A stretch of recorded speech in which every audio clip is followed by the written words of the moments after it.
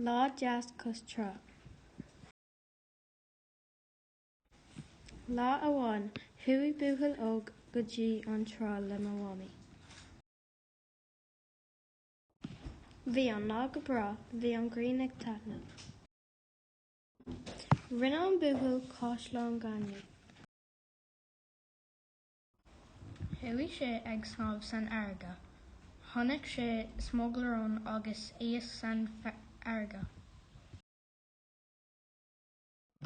Dhiúltaigh sé síos an trá le mo bhámaí.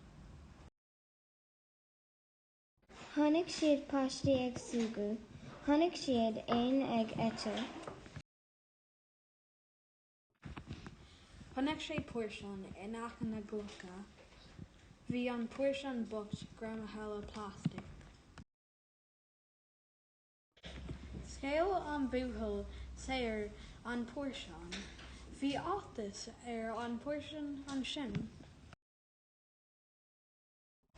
Chuaigh siad a bhaile, bhí lá iontach acu.